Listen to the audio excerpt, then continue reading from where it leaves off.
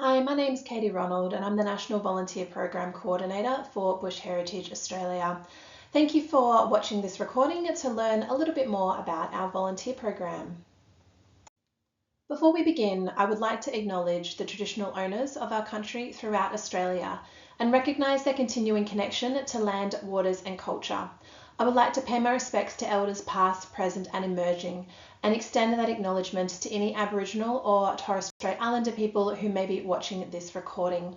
For me, I would like to acknowledge the Whadjuk people of Noongar Boodja, where I am recording this session from in Boorloo or Perth.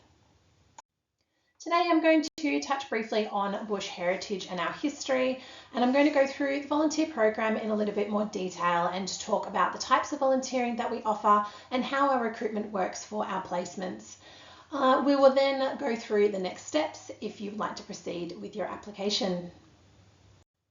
The Bush Heritage Vision is Healthy Country Protected Forever. We are a unified force for nature, we're grounded in science and culture, and we work to heal and protect the bush now and for future generations.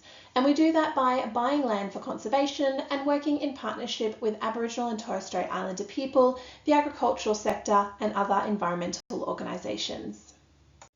Our volunteer program is set up in a way that only our registered volunteers will receive placements to apply for, and all of our advertising is done over email.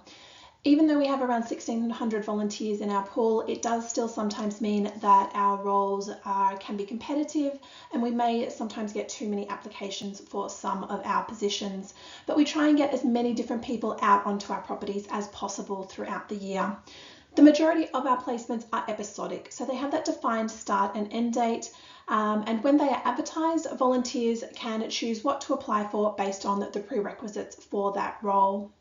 Our field season out on our reserves starts around February, March each year, and most properties wrap up around October, November. Not much happens over that summer period on our reserves, and we use it as a bit of a planning time to meet with all of our reserve staff and see what their volunteer needs are going to be for the following year. We then provide regular updates throughout the year of the roles that we're advertising for, and that may be individual emails going out for a single placement, or we'll send out region updates that will have multiple roles in that email that you can look through and choose to see whether you'd like to apply for. We also offer home and office-based volunteering all year round, and this can be in our science and conservation team, our people safety and culture team, our engagement team, corporate services or our conservation operations teams.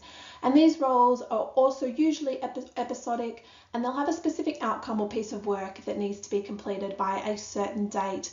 Some of the projects may be ongoing and some of them may have that specific deadline, or they may just have a piece of work that needs to be completed over a period of time.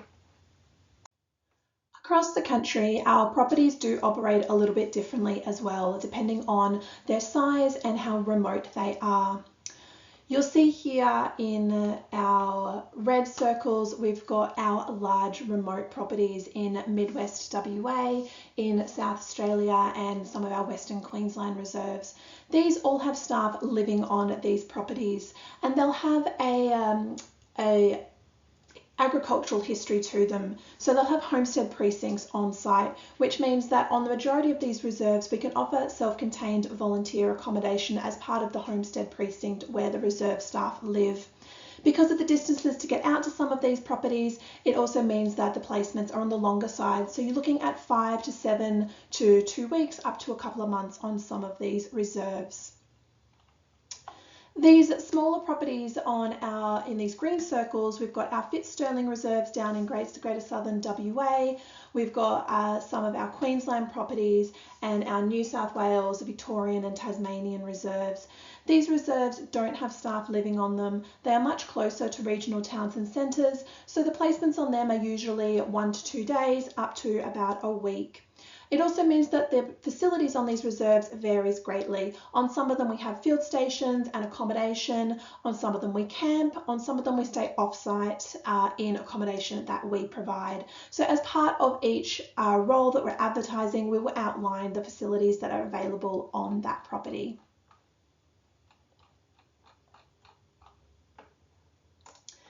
Another thing that you'll notice with this map is we do have reserves sitting outside of these circles and our partnership properties as well.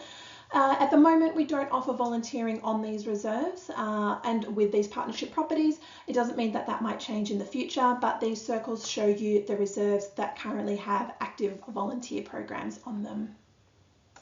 The sorts of volunteer activities that we offer across all of our reserves are really diverse as well. You'll see a lot of those standard conservation and NRM activities of weed control, fence removal, revegetation, erosion control, but we also get volunteers to help with the infrastructure and maintenance of those properties that do have homestead precincts or infrastructure facilities on them.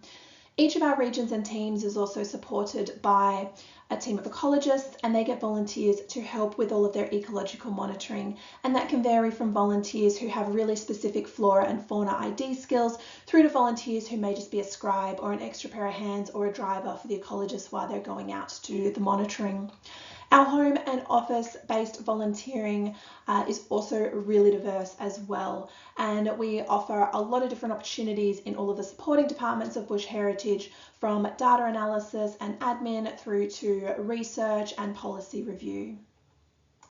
Every placement that we offer will come with a volunteer job description, and we use the information within this document to advertise for the role. It will include the goal and the activities of the placement, the skills or prerequisites that we're looking for from the volunteers, how many people we're looking for, the duration and the timing of the placement. For reserve-based volunteering, a lot of the time with the prerequisites, we'll be really talking about the level of fitness that's required, and we may detail some of the activities and the sort of level of fitness that's needed for that activity. For example, if it is very uneven ground or if it's carrying loads over very uneven ground, we'll try to give as much detail in there as possible. If you're looking through a role and you are not quite sure whether you meet the skills for that role, you can always reach out to your volunteer coordinator and have a chat with them about that placement. They might be able to give you a little bit more information about it, or they may be able to ask you some questions about your experience as well and advise you whether you might meet that role. They can also put you in touch with the supervisor as well if that's appropriate, so that you can have a discussion with them about the role and see whether you'd be suitable for it. Once our volunteers have been confirmed for a placement, they need to get themselves to the reserve and provide their food while they're on the property, and we provide the rest. When the volunteers get to the reserve, they will use a Bush Heritage vehicle to get around the property. They just need to make their way to the meeting location or to the homestead precinct. The majority of our properties can be accessed by two-wheel drive. Some of our Western Queensland properties do need a four-wheel drive to access them, and our Tarcutta Hills Reserve in New South Wales, you can only get a two-wheel drive to the front gate, and then you get into our four-wheel drives to get around the property. We will outline this in the advertisement for the role, so you can look through those requirements. Once you get onto the property, we provide all the tools, PPE and equipment that is going to be needed for the duration of the placement.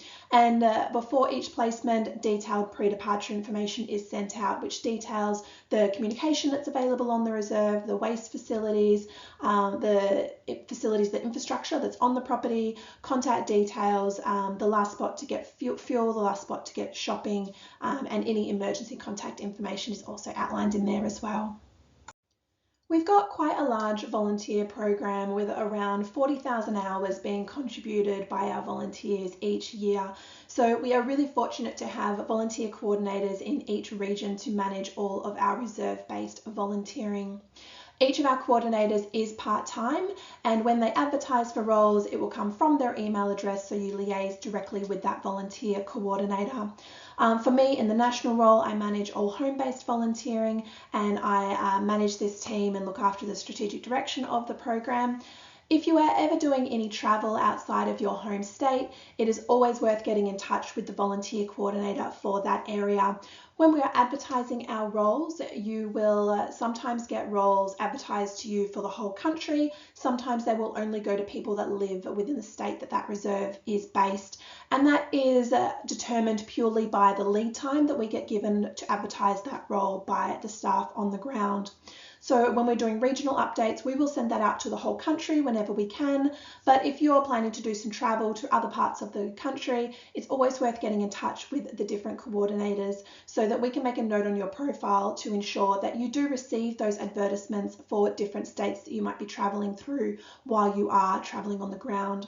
If we also know your travel dates and your travel plans, we can also get in touch with you if we have cancellations last minute, if a volunteer falls ill and can't go on a placement, and we know that you might be traveling nearby. We can give you a call, have a chat with you about the placement and see whether it might be suitable to get you to help us with that one short notice.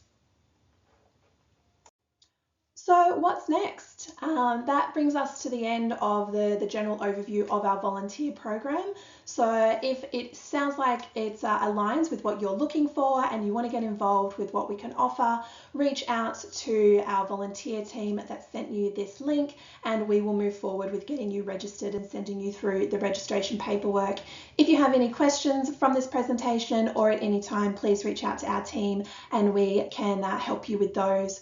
Once you're registered, once you've sent all of that paperwork back to us, you'll then start hearing from our team with opportunities to apply for. So thank you so much for being interested in volunteering with Bush Heritage, and we hope that you enjoy your volunteering with us and get out onto one of our beautiful properties soon. Thank you.